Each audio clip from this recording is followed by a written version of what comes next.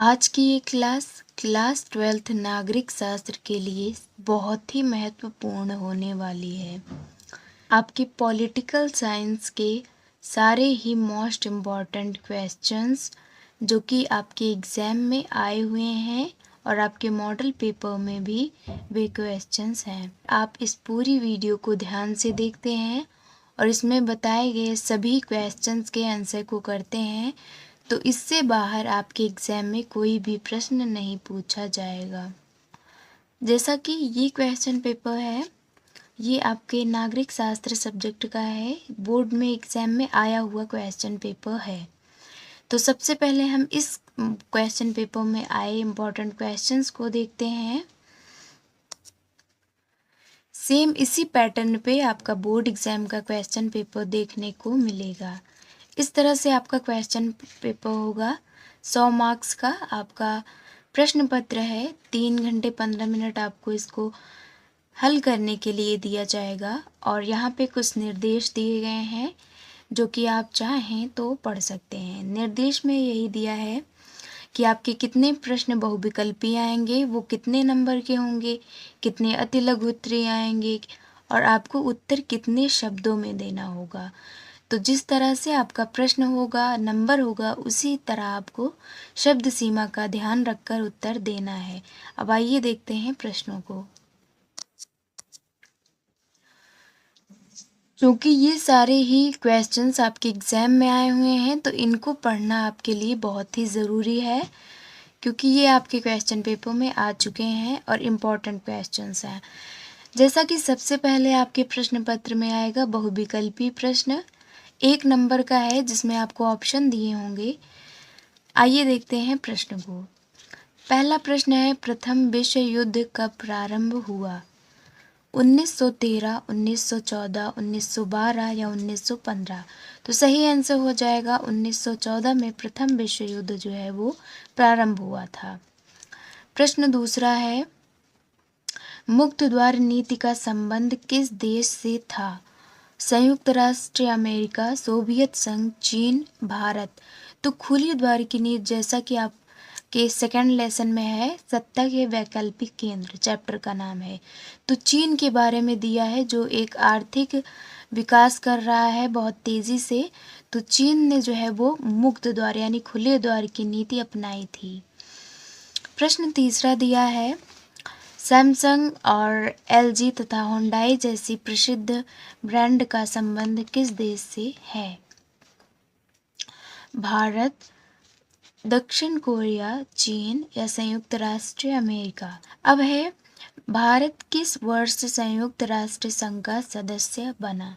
जैसा कि संयुक्त राष्ट्र संघ एक अंतर्राष्ट्रीय संगठन है तो भारत जो है 1945 से ही संयुक्त राष्ट्र संघ का जो है सदस्य है। ये एक इंटरनेशनल संगठन है जिसमें सभी देश जो हैं वो आपस में मिलकर संगठन बनाया गया है। इस पूरी क्लास को देखकर आप कम समय में पूरे ही चैप्टर्स के रिवीजन कर सकते हैं और अगर किसी भी प्रश्न को लेकर आपको कोई डाउट है तो आप कमेंट करके पूछ सकते हैं।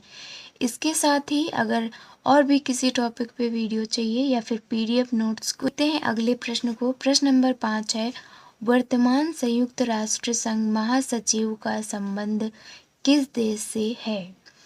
जर्मनी, मिस्र, ब्राज़ील, पोलैंड? प्रश्न नंबर 6 है, विश्व बैंक की स्थापना किस वर्ष हुई थी? 1944, 1945, 1947 या 1950? तो विश्व बैंक की स्थापना, ये भी एक अंतर्राष्ट्रीय बैंक है जो कि 1945 में इसकी स्थापना की गई। प्रश्न 7 है, विश्व में पेट्रोलियम का सबसे बड़ा संरक्षित भंडार है? पूर्वी एशिया में, रूस में, अमेरिका में, पश्चिम एशिया में? प्रश्न नंबर 8, योजना आयोग के स्थान पर बनाई गई संस्था का नाम? वित्तीय आयोग? ये इसका सही आंसर है। योजना आयोग पर नीति आयोग का उसी के आधार पर गठन किया गया, नीति आयोग 2015 में। प्रश्न नंबर 9 है, भारतीय विदेश नीति का मूलभूत सिद्धांत संविधान के किस भाग से लिया गया है? संसदीय अधिनियम, मूल अधिकार, नीति निर्देशक तत्व, संवैधानिक। प्रश्न नंबर 10 है, आपातकाल के उपरांत हुए आम चुनाव की स्थिति देश के किन हिस्सों में अप्रभावित रही है? उत्तरी भारत इसका सही आंसर है।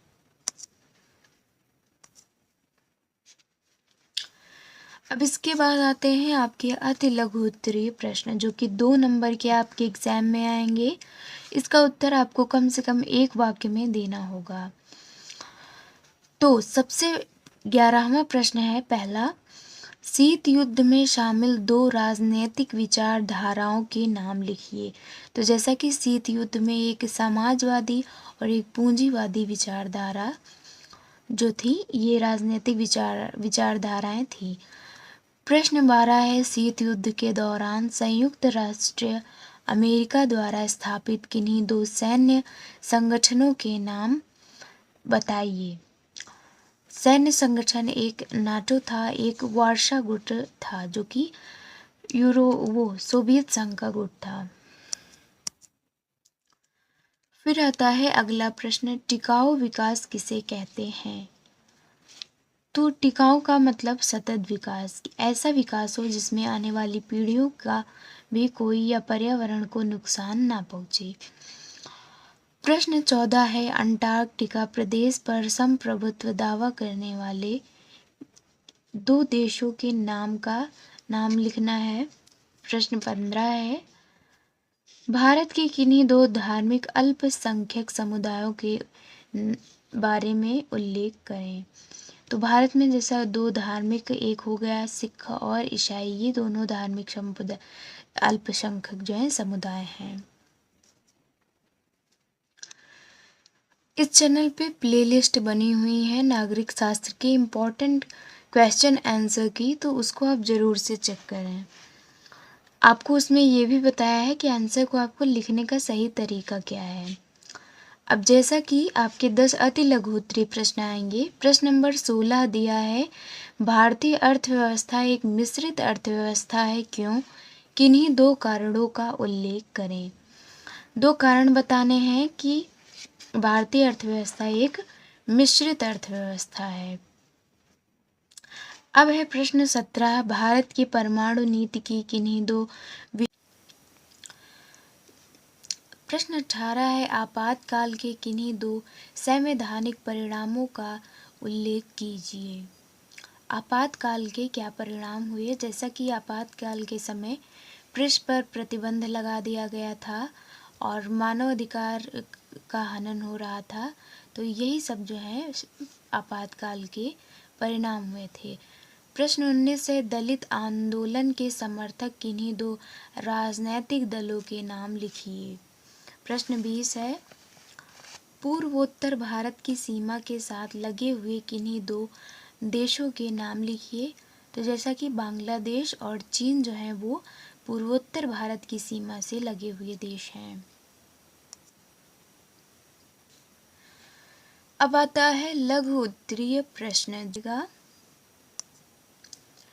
मोस्ट इम्पॉर्टेंट क्वेश्चंस हैं जो आए हुए हैं। बहुत बार ये सारे प्रश्न एग्जाम में आ चुके हैं, बोर्ड एग्जाम के। तो एग्जाम के लास्ट टाइम रिवीजन करते टाइम आपको इनका आंसर जरूर से पढ़ना है। प्रश्न देखते हैं। प्रश्न नंबर 21 है, शॉक थेरेपी क्या थी? अर्थव्यवस्था पर इसका क्या प्रभाव पड़ा? जैसा आपका पहला चैप्टर है शीत युद्ध का अंत, इस चैप्टर में आप ये क्वेश्चन इम्पॉर्टेंट है। प्रश्न 22 है, अंतर्राष्ट्रीय संगठनों की आवश्यकता के पक्ष में किन्हीं 2 तर्कों का उल्लेख कीजिए। यानी अंतर्राष्ट्रीय की जो संगठन है इनकी आवश्यकता क्यों है? तो जैसे विश्व में आर्थिक विकास हो और शांति बना रहे, यही सब जो है अंतर्राष्ट्रीय संगठन की आवश्यकता के हैं पक्ष में आपको तर्क लिखना है। प्रश्न नंबर 23 है, वैश्विक राजनीति में पर्यावरण की चिंता क्यों आवश्यक है? पर्यावरण चैप्टर से ये प्रश्न है। इसमें आपको बताना है कि पर्यावरण की चिंता करने की क्यों आवश्यकता है? तो आप यही बता सकते हैं कि प्रदूषण जो फैल रहे हैं, इसमें प्रदूषण के प्रकारों का आप थोड़ा एक्सप्लेन करके लिखेंगे कि इन्हीं सब कारणों से जो है वैश्विक राजनीति में पर्यावरण की चिंता की आवश्यकता है। अब आता है प्रश्न नंबर 24, सूचना के अधिकार आंदोलन के सकारात्मक परिणामों का उल्लेख कीजिए। तो जैसा कि सूचना का अधिकार एक आंदोलन हुआ था, तो इससे क्या है, यह आंदोलन जो है वो सफल हुआ था, जिससे कि हम लोगों को सूचना का अधिकार एक और अधिकार प्राप्त हुआ।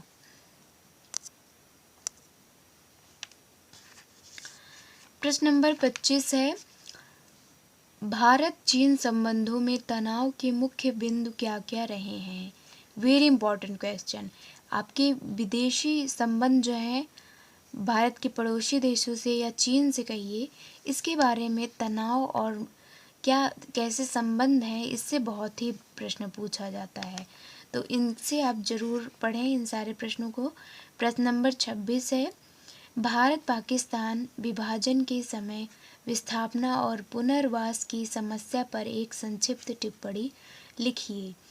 वेरी इंपॉर्टेंट क्वेश्चन ये भी है कि भारत और पाकिस्तान अलग होने से क्या परिणाम हुए, इन सभी को आपको लिखना है। तो इस तरह से आपके लघु उत्तरीय प्रश्न जो कि आपके 5 नंबर के प्रश्न हैं, ये होते हैं कंप्लीट। अब इसके बाद आता है आपका लघु उत्तरीय प्रश्न दूसरा, जो कि आपका 6 नंबर का प्रश्न जो है वो इससे पूछा जाएगा। प्रश्न नंबर 27 है, शीत युद्ध के दौरान शस्त्रीकरण एवं निशस्त्रीकरण के किन्हीं 2 कारणों का उल्लेख कीजिए। 3 कारण बताने हैं जो कि आपके 2-2 नंबर के होंगे। अब आता है प्रश्न नंबर 28, दक्षिण एशिया में द्विपक्षीय संबंधों का विश्व राजनीति पर क्या प्रभाव पड़ा? यानी जैसे कि 2 देश हैं दक्षिण एशिया के, मान लीजिए भारत और पाकिस्तान, तो इनके जो है संबंध वो किस तरह से अन्य देशों जैसे पश्चिम देश हो गया अमेरिका, इसको किस तरह से ये जो है प्रभावित करते हैं। तो जैसा कि बाहरी देश चाहते हैं कि देश जो है वो शांतिपूर्वक रहें, ऐसा इसलिए चाहते हैं जिससे कि युद्ध की स्थिति कम हो। और जैसा कि दक्षिण एशिया के देश बहुत ही ज़्यादा जनसंख्या है, बहुत ही ज़्यादा उत्पादन होता है, तो इनसे उन लोगों का भी जो है फ़ायदा है, इसलिए वो सोचते हैं कि इन देशों में शांति बनी रहे। नेक्स्ट क्वेश्चन है, नए राज्यों के गठन का मूल आधार भाषाई विविधता हो या विकास की आवश्यकता? अपना मत प्रस्तुत कीजिए। नेक्स्ट क्वेश्चन है, भारतीय राजनीतिक व्यवस्था पर जन आंदोलन के किन्हीं 3 प्रभाव का उल्लेख कीजिए। यानी जो भी आंदोलन है इससे राजनीति पर क्या प्रभाव पड़ रहा है।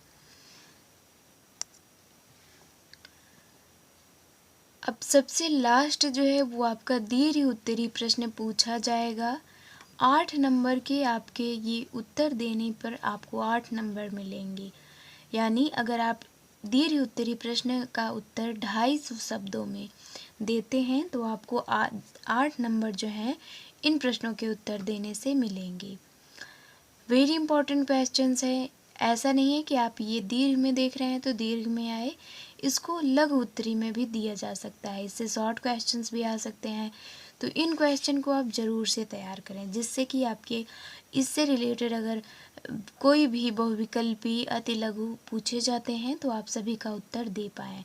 और दीर्घ आता है तो और भी बढ़िया है, इससे आपको 8 नंबर मिलेंगे। तो जैसे कि प्रश्न नंबर 31 है, क्षेत्रीय संगठनों के गठन के मुख्य उद्देश्य क्या हैं? इन उद्देश्यों की प्राप्ति में आसियान कहाँ तक सफल रहा है? क्षेत्रीय संगठन जैसे कि बहुत सारे संगठन हैं, एक यूरोपीय संगठन है, एक जो है आपका आसियान है, एक दक्षेस है जो कि जिसमें भारत भी शामिल है। तो इनका जो है दीर्घ उत्तरीय में आपको एक ऑप्शन भी दिया होगा, आपको 2 में से एक ही प्रश्न का उत्तर देना है। फिर है प्रश्न, भारत एवं बांग्लादेश के मध्य सहमति एवं असहमति के मुद्दों की समीक्षा कीजिए। जैसा कि हमने पहले ही आपको बताया कि भारत के पड़ोसी देश जो हैं इनसे संबंध के बारे में बहुत पूछा जाता है, तो इससे रिलेटेड आपको प्रश्न बहुत ही पूछे जाएंगे। दीर्घ उत्तरी में आपके 2 प्रश्न आएंगे, दोनों में आपको एक एक ऑप्शन मिलेगा। अब अगला प्रश्न जो है, भारत एवं पाकिस्तान के मध्य विवाद के बिंदुओं की व्याख्या कीजिए, इसके समाधान के लिए किए गए प्रयासों का उल्लेख कीजिए। आपने देखा फिर से आपका जो है पड़ोसी देशों के संबंध से रिलेटेड प्रश्न आया है, जैसे कि आप सभी बांग्लादेश, पाकिस्तान, चीन, ये 3 तो वेरी इंपॉर्टेंट है। इसके अलावा आप नेपाल हुआ, श्रीलंका, इन सभी के थोड़ा सा आप एक बार रिवाइज कर लेना, लेकिन ये तीनों वेरी इंपॉर्टेंट हैं। उसके बाद अथवा में एक और आता है, विदेश नीति का मुख्य आधार तत्कालीन राजनीति नेतृत्व पर निर्भर करता है। भारतीय विदेशी नीति के आधार पर इस कथन की समीक्षा कीजिए। इस प्रश्न का मतलब यह है कि भारत की विदेशी नीति का मुख्य आधार, यानी इस समय जैसे भारत के प्रधानमंत्री जो होंगे वो विदेशों से कैसा संबंध रखते हैं, इस बात पर निर्भर करेगा। तो इसी के बारे में आपको एक्सप्लेन करके लिखना है। तो अभी तक हमने देखा था जो हमारा पहला मॉडल पेपर था। अब हम देखते हैं दूसरे मॉडल पेपर के क्वेश्चन पेपर में, या ये हमारा प्रीवियस ईयर का क्वेश्चन पेपर है, तो इसमें कौन कौन से इम्पोर्टेंट क्वेश्चंस आपके सिविक्स के बुक से लिए गए हैं और जो आपके एग्ज़ाम के लिए बहुत ही इम्पोर्टेंट है।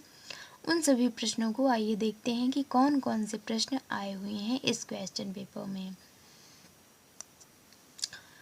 तो मोस्ट इम्पॉर्टेंट क्वेश्चंस हैं, ये भी सेम ऐसा ही क्वेश्चन पेपर आपके बोर्ड एग्ज़ाम में आपको देखने को मिलेगा।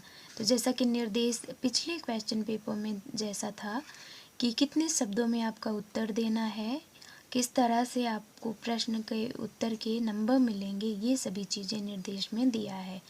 अब आइए देखते हैं प्रश्नों को। अब जैसा कि सबसे पहले आता है बहुविकल्पी प्रश्न, तो देखते हैं कि इम्पॉर्टेंट बहुविकल्पी प्रश्न कौन से आपके क्वेश्चन पेपर में आए हुए हैं। प्रश्न पहला है, निम्नलिखित में से कौन सा सोवियत संघ के विघटन का परिणाम नहीं है। 4 ऑप्शन है, संयुक्त राष्ट्र अमेरिका एवं सोवियत संघ के बीच विचारधारात्मक लड़ाई का अंत, तो ये तो विघटन का परिणाम था ही, तो ये गलत नहीं, ये नहीं है। स्वतंत्र राष्ट्र के राष्ट्रकुलों का जन्म, ये भी नहीं है, ये सही है। विश्वव्यवस्था में शक्ति संतुलन में बदलाव, मध्य पूर्व में संकट, इसका सही आंसर है इस प्रश्न का। अब देखते हैं प्रश्न नंबर दूसरा दिया है, निम्नलिखित में से कौन सा संयुक्त राष्ट्र संघ की एजेंसी परमाणु प्रौद्योगिकी के शांतिपूर्ण उपयोग और उनकी सुरक्षा से संबंधित है। सही आंसर है अंतर्राष्ट्रीय आणविक ऊर्जा एजेंसी। ये एजेंसी जो है वो एजेंसी परमाणु प्रौद्योगिकी शांतिपूर्ण उपयोग की सुरक्षा से संबंधित है। प्रश्न नंबर तीसरा, निम्नलिखित देशों में से कौन एक सुरक्षा परिषद का स्थायी सदस्य नहीं है। तो भारत जो है वो सुरक्षा परिषद का स्थायी सदस्य नहीं है।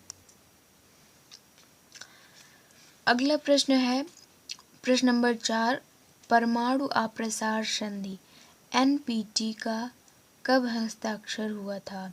1963, 1965, 1966 या 1968। सही आंसर है 1968 में जो है परमाणु अप्रसार, यानी जो शस्त्र होते हैं परमाणु, उनका जो है उनको बनाने पे या इसके लिए जो है हस्ताक्षर हुआ, जिससे कि इस पे प्रतिबंध लगाया जा सके। प्रश्न नंबर 5 है, निम्नलिखित गैसों में से किसे वैश्विक ताप वृद्धि का कारण समझा जाता है। यानी जो ग्लोबल वार्मिंग बढ़ रही है, जो कि पर्यावरण के लिए बहुत ही हानिकारक है, तो इसके लिए कौन सी गैसें जो है वो मानी जाती हैं। मीथेन, कार्बन डाइऑक्साइड, हाइड्रोफ्लोरोकार्बन, तो ये सभी गैसें जो हैं वह वैश्विक तापमान के लिए समझी जाती हैं उत्तरदायी। तो सही आंसर हो जाएगा इनमें से सभी। अगला प्रश्न है, वैश्वीकरण के बारे में कौन सा कथन सही है। तो वैश्वीकरण का संबंध विश्वव्यापी पारस्परिक जुड़ाव से है, जिनमें कि सांस्कृतिक है, व्यापारिक है, ये सभी चीज़ें शामिल की जाती हैं।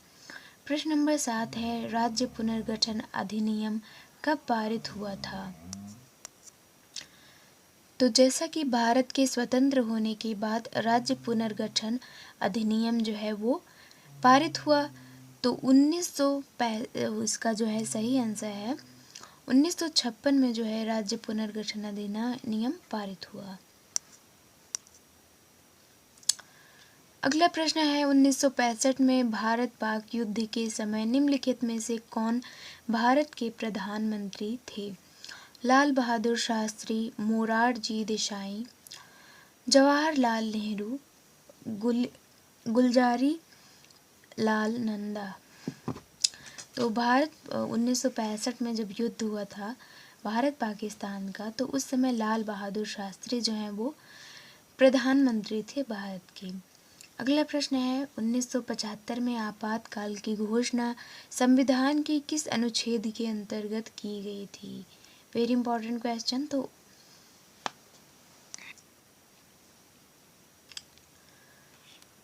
प्रश्न 10 है, जब मंडल आयोग की रिपोर्ट लागू हुई थी उस समय भारत के प्रधानमंत्री कौन थे? इंदिरा गांधी, राजीव गांधी, चंद्रशेखर, विश्वनाथ प्रताप सिंह। अति लघु उत्तरीय प्रश्न, जो कि आपके 2 नंबर के ये प्रश्न पूछे जाएंगे। प्रश्न 11 है, सुरक्षा से आप क्या समझते हैं? वेरी इंपॉर्टेंट क्वेश्चन है। फिर है, पर्यावरण प्रदूषण के किन्हीं 2 कारणों का उल्लेख कीजिए। तो जैसा कि सुरक्षा से आप क्या समझते हैं, तो सुरक्षा से यही आशय है कि खतरे से आज़ादी। अब खतरों में युद्ध हो सकता है, आतंकवाद, महामारी, ये सभी खतरे के स्रोत माने जाते हैं।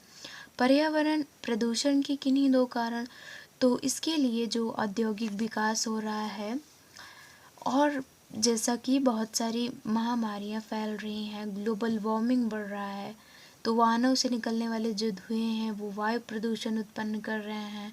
तो यही सब कारण जो है वो पर्यावरण प्रदूषण के कारणों में शामिल हैं। प्रश्न नंबर 13 है, सतत विकास से आप क्या समझते हैं? सतत विकास यानी ऐसा विकास जिसमें कि पर्यावरण को बिना नुकसान पहुंचाए जो विकास होता है वही सतत विकास माना जाता है। सामाजिक सुरक्षा कवच से क्या अभिप्राय है? पर्यावरण वैश्वीकरण चैप्टर से आपका ये प्रश्न पूछा गया है। प्रश्न 15, लिमिट्स टू ग्रोथ पुस्तक कब और किसने प्रकाशित की थी? तो यह पुस्तक जो है 1972 में प्रकाशित की गई थी, जो कि पर्यावरण के से संबंधित है। चैप्टर का नाम भी आपका पर्यावरण है। उसके बाद है, महात्मा गांधी की हत्या कब और किसने की? तो महात्मा गांधी की हत्या 1948 में की गई थी। नाथूराम गोडसे ने जो है वो महात्मा गांधी की हत्या की। प्रश्न 17 है, किस राजनीतिक दल ने एक देश, एक संस्कृति और एक राष्ट्र के विचार पर बल दिया? नेक्स्ट क्वेश्चन है, 1977 का चुनाव विपक्ष ने किस नारे पर लड़ा? कांग्रेस का पुनर्स्थापन विभाजन। इस चैप्टर से ये प्रश्न है। तो इंदिरा गांधी ने, जैसा कि विपक्ष जो था वो इंदिरा गांधी के विपक्ष में उसने नारा दिया था, इंदिरा हटाओ लोकतंत्र बचाओ। तो यही नारा, इसी पे जो है उसने चुनाव जीता आपातकाल के बाद, 1977 के बाद। अब है अगला, विंदेश्वरी प्रसाद मंडल कौन थे? जो कि मंडल आयोग के, इन्होंने ही ये मंडल आयोग के निर्माता थे। प्रश्न 20 है, इंदिरा गांधी की हत्या कब हुई? 1984 में इंदिरा गांधी की हत्या की गई थी। तो इसमें से बहुत सारे क्वेश्चंस के जो है वो वन शॉर्ट रिवीजन हमने पहले ही प्लेलिस्ट में बनाई हुई हैं, आप देख सकते हैं। अगर इसके अलावा भी आपको कोई भी डाउट है तो आप उसके लिए कमेंट करके बता सकते हैं, जिससे कि आने वाली क्लास जो है हम उसी टॉपिक पर आपके साथ डिस्कस करें। तो आइए देखते हैं अब लघु उत्तरीय प्रश्न, जो कि 5 नंबर का आपका प्रश्न लघु उत्तरीय आएगा। एक प्रश्न आपके 5 नंबर के दिए होंगे। वेरी इंपॉर्टेंट क्वेश्चन है, शॉक थेरेपी से संबंधित क्या है, संक्षेप में समझाइए। प्रश्न 22 है, विश्व व्यापार संगठन पर एक संक्षिप्त टिप्पणी लिखिए। जैसा कि ये एक अंतर्राष्ट्रीय यानी संयुक्त राष्ट्र संघ से जो है आपका चैप्टर था, तो जैसा कि ये उसी का एक संगठन है। टिप्पणी देने का मतलब है आपको इसका उद्देश्य लिखना है, इसकी स्थापना किन सदस्यों ने मिलकर की और साथ ही इससे क्या सफलता मिली है। 30 प्रश्न आपके क्वेश्चन पेपर में देखने को मिलेंगे। प्रश्न नंबर 23 जो है वो है, सुरक्षा परिषद में भारत की स्थायी सदस्यता के पक्ष में दिए जाने वाले प्रमुख तर्कों का उल्लेख कीजिए। वेरी इंपॉर्टेंट क्वेश्चन है, आपके लघु उत्तरीय प्रश्न में ज़्यादातर पूछा जाता है। 5 नंबर का आपका ये प्रश्न है। प्रश्न 24 है, वैश्वीकरण की अवधारणा को स्पष्ट कीजिए। 5 नंबर वैश्वीकरण चैप्टर है आपका। उसके बाद आता है प्रश्न, द्वितीय पंचवर्षीय योजना में किन बातों पर अधिक जोर दिया गया या प्रथम पंचवर्षीय योजना से किस प्रकार भिन्न थी। नेक्स्ट क्वेश्चन, अन्य पिछड़ा वर्ग का राजनीतिक उदय पर संक्षिप्त एक टिप्पणी लिखिए। वेरी इंपॉर्टेंट क्वेश्चन है ये भी। अगर आपको इन प्रश्नों के उत्तर चाहिए तो आप बता सकते हैं, और अगर आप खुद से इसका आंसर ढूंढ लें तब भी आप इस क्वेश्चंस को जो है स्क्रीनशॉट लेके या पॉज करके इसके उत्तर को आप लिखकर लास्ट टाइम रिवीजन कर सकते हैं। अब देखते हैं लघु उत्तरीय प्रश्न दूसरा, 6 नंबर के ये प्रश्न आपके आएंगे। वेरी इंपॉर्टेंट क्वेश्चंस हैं। प्रश्न 27 है, सोवियत प्रणाली से आप क्या समझते हैं, इनकी प्रमुख विशेषताओं का उल्लेख कीजिए। सोवियत प्रणाली यानी जो समाजवादी पार्टी है सोवियत संघ की, उसी की विशेषताओं का आपको बताना है। प्रश्न 28, सरदार वल्लभ भाई पटेल कौन थे, भारत में देशी रियासतों के विलय में इनकी क्या भूमिका थी। मोस्ट इम्पॉर्टेंट क्वेश्चन ये है, सरदार वल्लभ भाई पटेल से बहुत ही पूछा जाता है। आप पूरे साल जो पढ़ते हैं अपने बुक में, उन सभी का जो निष्कर्ष है इस वीडियो में आप देख रहे हैं। यानी अगर आप इन सारे उत्तर को तैयार करते हैं तो आपकी साल भर की पूरी मेहनत जो है वो इसी में शामिल है। इन्हीं प्रश्नों के उत्तर को आपको पढ़ के एग्ज़ाम में अच्छे नंबर पा सकते हैं। तो लास्ट टाइम आप इनका रिवीजन कर लीजिए। इसके अलावा आपके एग्ज़ाम में और कोई प्रश्न देखने को नहीं मिलेगा। प्रश्न 29 है, प्रीवी पर्स से आप क्या समझते हैं, इसे कैसे समाप्त किया गया। तो ये रजवाड़ों को मिले गए अधिकार थे जिसे प्रीवी पर्स कहा जाता है, जिसे इंदिरा गांधी ने समाप्त कर दिया था।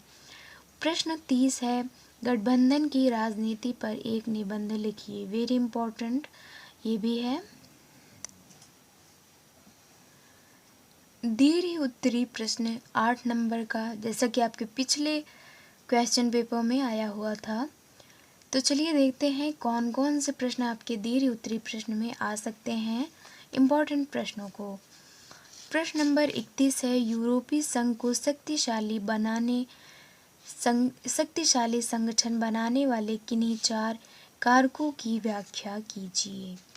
तो जैसा कि यूरोपीय संघ एक संगठन है जिसमें कि इसके 2 देश ऐसे हैं जो कि सुरक्षा परिषद में शामिल हैं, फ्रांस और ब्रिटेन। दूसरा इसकी जो मुद्रा है यूरो, ये भी एक बहुत ही प्रचलित है, और इसके साथ ही इसका जो झंडा है, हालांकि ये संविधान बनाने में सफल नहीं हुआ है, लेकिन फिर भी यूरोपीय संघ एक जो है शक्तिशाली संगठन के रूप में जाना जाता है। इन्हीं सारी बातों को आपको एक्सप्लेन करके लिखना है। इसमें अथवा करके एक ऑप्शन दिया है आपके पास, दो में से आपको एक का उत्तर लिखना है। ये भी वेरी इंपॉर्टेंट क्वेश्चन है, आपके लघु में भी आ सकता है, अति लघु में या बहुविकल्पी से रिलेटेड पूछा जा सकता है। तो कोशिश करिए आप एक नोट बनाइए जिसमें किसी टॉपिक के बारे में पूरी डिटेल्स हों, तो आप कैसा भी प्रश्न आए उसका उत्तर दे सकते हैं। तो जैसा कि हमने इस पे वीडियोस डाला है, आप उनको भी देखकर इन सारे टॉपिक्स को पढ़ सकते हैं। अब जैसा कि ये दक्षिण पूर्वी एशिया राष्ट्रों का संगठन आसियान की स्थापना के क्या उद्देश्य थे, इन उद्देश्यों को प्राप्त करने में यह कहाँ तक सफल रहा। पहला, यूरोपीय संगठन के बारे में, आपके संगठन से रिलेटेड प्रश्न भी बहुत पूछे जाते हैं। एक हुआ आपका संगठन से रिलेटेड, दूसरा आपका पूछा जा सकता है पड़ोसी देशों के संबंध से रिलेटेड। उसके अलावा आपका जो भी आयोग बने थे, मंडल आयोग हो गया, राज्य पुनर्गठन आयोग, और इन सभी आयोगों से रिलेटेड बहुत ही क्वेश्चंस पूछे जाते हैं। अब जैसा कि आपके दीर्घ उत्तरीय प्रश्न में 2 प्रश्न पूछे जाते हैं, दोनों में ही 2-2 ऑप्शन होते हैं। तो ये अगला प्रश्न जो प्रश्न नंबर 32 है, पाकिस्तान के साथ भारत के संबंधों की विवेचना कीजिए। आपने देखा ज़्यादातर आपके क्वेश्चन पेपर में ये प्रश्न देखने को मिलता ही है। अथवा करके है, गुट निरपेक्षता से क्या अभिप्राय है, वर्तमान भारतीय विदेशी नीति के निर्धारण में क्या यह प्रासंगिक रह गया है। तो इस तरह से आपने देखा इस मॉडल पेपर में जितने ही भी क्वेश्चंस आए थे, वेरी इंपॉर्टेंट क्वेश्चंस आए हुए थे, ये सारे हैं। अब हम देखते हैं इसके अलावा जो आपका एक और क्वेश्चन पेपर बचता है उसमें कौन कौन से इम्पोर्टेंट क्वेश्चन हैं। अगर आप दीर्घ उत्तरी की ये सारे प्रश्न तैयार कर लेते हैं तो यूँ समझिए कि आपने अपनी बुक के आधा से ज़्यादा चैप्टर्स तैयार कर लिया है, यानी सभी वेरी इंपॉर्टेंट क्वेश्चंस तैयार हो चुके हैं। तो इन सारे ही क्वेश्चंस को आप ज़रूर से तैयार करिएगा जिससे कि आपके सिविक्स में 100 आउट 100 मार्क्स आए। ये वीडियो स्पेशली उन्हीं बच्चों के लिए है जो कि 100 आउट 100 मार्क्स पाना चाहते हैं। बाकी पास होने के लिए तो आप अपने हिसाब से पढ़ सकते हैं। इसके अलावा भी हमने इस जो हाफ ईयरली का क्वेश्चन पेपर है, अब देखते हैं हमारे पास लास्ट क्वेश्चन पेपर जो बचा है। इस क्वेश्चन पेपर के इम्पॉर्टेंट क्वेश्चंस जो कि आपके एग्ज़ाम में आए हुए हैं और आपके मॉडल क्वेश्चन पेपर में भी हैं, बहुत ही इम्पॉर्टेंट क्वेश्चन है, बार बार बताने की ज़रूरत नहीं है। आप इन सारे प्रश्नों को आराम से तैयार करिए और इसके अलावा आपके एग्ज़ाम में और कोई प्रश्न आने का कोई भी चांस नहीं है। अब देखते हैं अगले प्रश्नों को, बहुविकल्पी प्रश्न इस क्वेश्चन पेपर में जो भी आया हुआ है। बहुविकल्पी प्रश्न 10 बहुविकल्पी प्रश्न सबसे पहले आपको देखने को मिलेंगे। तो इस आज की इस क्लास में हमने 30 बहुविकल्पी प्रश्न टोटल बताए हैं जो कि बहुत ही इम्पॉर्टेंट है। अब इस क्वेश्चन पेपर का पहला क्वेश्चन है, दूसरी दुनिया के देश इस रूप में जाने जाते हैं, समाजवादी देश, पूंजीवादी देश, विकासशील देश, उपरोक्त में से कोई नहीं। तो समाजवादी देश जो हैं वो दूसरी दुनिया के देश के रूप में जाने जाते हैं जो कि सोवियत गुट में शामिल था। पहले चैप्टर से आपका ये क्वेश्चन है। प्रश्न दूसरा है, खुले द्वार की नीति का संबंध किस देश से है, चीन से है। पिछले क्वेश्चन पेपर में भी ये भी प्रश्न आया हुआ है तो ये इम्पोर्टेंट है। क्वेश्चन नंबर 3 है, नेपाल किस वर्ष में लोकतांत्रिक गणराज्य बना। 2008 सही आंसर है। 2008 में नेपाल जो है लोकतांत्रिक गणराज्य बना। प्रश्न नंबर 4 है, संयुक्त राष्ट्र संघ के झंडे में किस वृक्ष की पत्तियों का प्रयोग किया गया है, पीपल, नीम, जैतून, आम। तो जैतून की पत्तियां जो हैं वो संयुक्त राष्ट्र संघ के झंडे में बनी हुई हैं। फिर आता है प्रश्न नंबर 5 है, संयुक्त राष्ट्र संघ का कौन सा अंग अब क्रियाशील नहीं रहा है, यानी वो अंग हट चुका है। जैसा कि पहले 6 अंग थे, अब इस समय एक अंग को हटा दिया गया है। आर्थिक एवं सामाजिक परिषद, न्यास परिषद, सुरक्षा परिषद, अंतर्राष्ट्रीय न्यायालय। तो न्यास परिषद जो है वो अब हट गया है।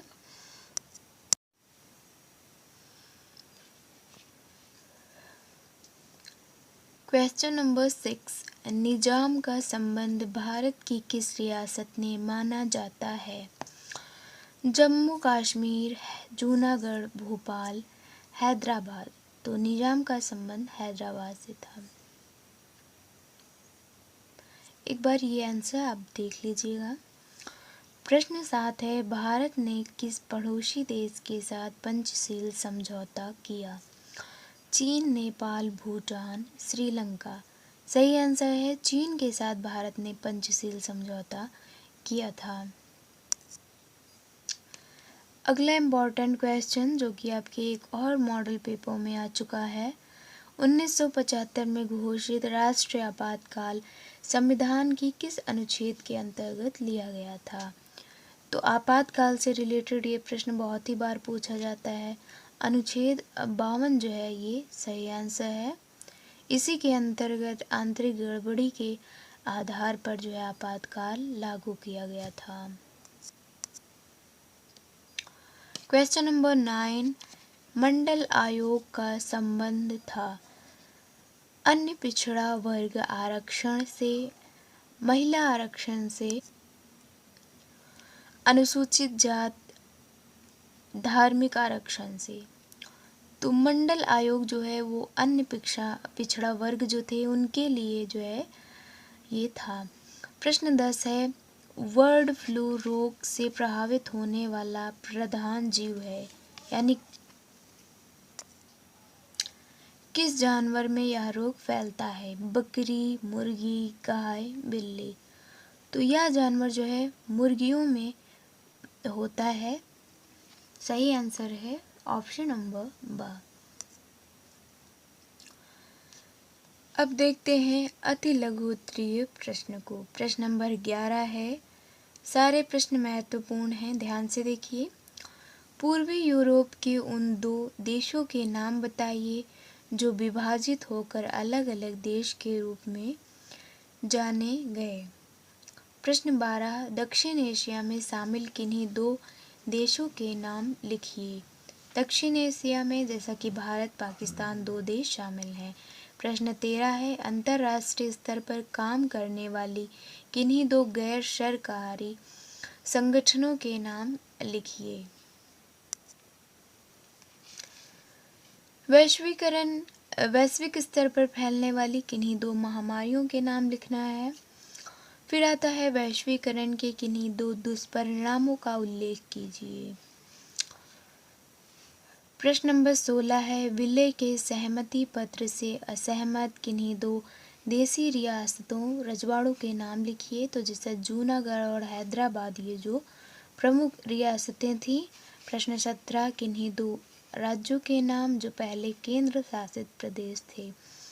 प्रश्न 18 है, भारतीय संविधान के बुनियादी ढांचे के किन्हीं 2 तत्वों के नाम लिखिए। बुनियादी ढांचे का मतलब है जैसे सामाजिक न्याय हो गया, ये सभी जो हैं आपके बुनियादी ढांचा के अंतर्गत आते हैं। 19 है प्रश्न, ऑपरेशन ब्लू स्टार कब और कहाँ चलाया गया? तो यह जो है पंजाब में चलाया गया था। पंजाब की एक टेम्पल है, वहाँ पे चलाया गया था। प्रश्न 20 है, महात्मा गांधी की हत्या कब और किसने की? बहुत ही इम्पोर्टेंट क्वेश्चन है, पिछले क्वेश्चन पेपर में भी आया हुआ था, महात्मा गांधी से रिलेटेड प्रश्न। अब देखते हैं लघु उत्तरीय प्रश्नों को। 5 नंबर के प्रश्न आपके हैं। लघु उत्तरीय,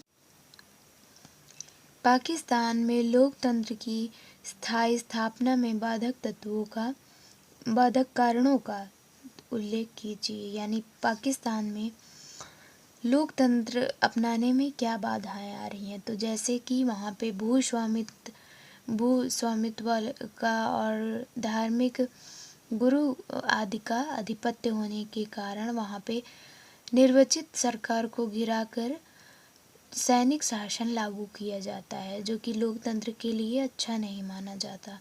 प्रश्न 22 है, सुरक्षा परिषद की स्थायी सदस्यता प्राप्त करने के विषय में हमारे देश के क्या तर्क है। वेरी इंपॉर्टेंट क्वेश्चन, ये भी आया है बहुत बार। प्रश्न 23 है, आतंकवाद आधुनिक विश्व की सबसे बड़ी सुरक्षा समस्या है, इसके प्रमुख कारणों का उल्लेख कीजिए। प्रश्न 24, वैश्विक राजनीति में पर्यावरण की सुरक्षा एक गंभीर समस्या बन गई है। पर्यावरण से रिलेटेड प्रश्न बहुत ही है, ये पूछा जाता है। प्रश्न 25 है, हरित क्रांति के सकारात्मक एवं नकारात्मक परिणामों का उल्लेख कीजिए। प्रश्न 26, पूर्वोत्तर भारत में बढ़ती क्षेत्रीय आकांक्षाओं के कारणों का उल्लेख कीजिए। वेरी इंपॉर्टेंट क्वेश्चंस हैं। लघु उत्तरीय प्रश्न आपके 6 नंबर के प्रश्न पूछे जाएंगे। प्रश्न नंबर 27 है, एक ध्रुवीय विश्व में संयुक्त राष्ट्र संघ की भूमिका एवं प्रासंगिकता का उल्लेख कीजिए। तो संयुक्त राष्ट्र संघ चैप्टर अंतर्राष्ट्रीय संगठन चैप्टर से ये प्रश्न पूछा गया है।